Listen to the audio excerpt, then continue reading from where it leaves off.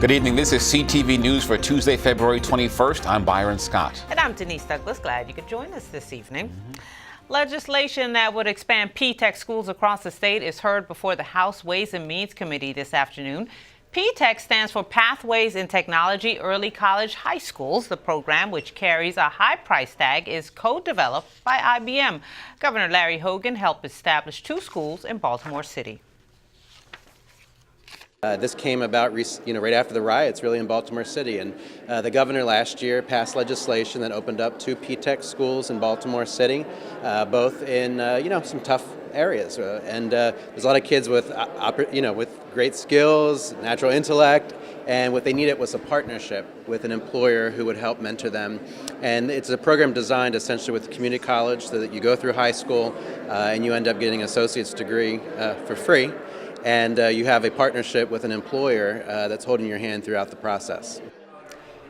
In 2016, the legislation received near unanimous support in both chambers of the Maryland General Assembly. And some lawmakers are looking to close a loophole in the current sex offense laws in Maryland. Today, testimony was heard regarding House Bill 738. The measure would allow the courts to take into account prior sex convictions that occurred outside of Maryland when a person is being sentenced in Maryland. Currently, that is not the case. I had a case last summer with a man who has 2 prior convictions for prior assaults on children, but those were in the state of Indiana. And I could not use those as predicate offenses to ask that he be sentenced as a subsequent offender and subject to a possible life in prison. And I felt that there was no reason that we could not expand the statute to allow prior convictions from other jurisdictions, if properly proven to the court, to be used as predicate offenses. We do that for drug offenders, we do that for DUI offenders, and this is, to me, much more serious kind of offense, and perhaps it'll keep some child or some person from being victimized again. A Senate committee is expected to hear testimony on the matter soon.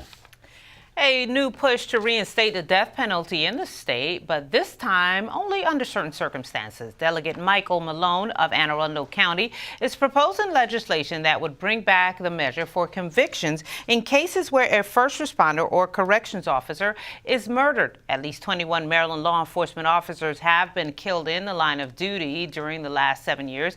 The state abolished the death penalty in 2013. Prince George's County for the public's help to identify a second suspect who they believe was involved in a February 7th homicide at an Exxon gas station in Seat Pleasant. February 7th around noon, our detectives responded to the 6400 block of Central Avenue, which is in the city of Seat Pleasant, for a homicide investigation. An adult male who's identified as Jamal Barnes was killed during this incident, and our detectives were able to recover very clear surveillance video from the scene. And that's where we're getting some of the images that we've made available and asking for our community's help to identify the second suspect. And the incident taking place at around noon on February 7th in the 6400 block of Central Avenue. Well, you are watching CTV News. I'm Denise Douglas. And I'm Byron Scott. And just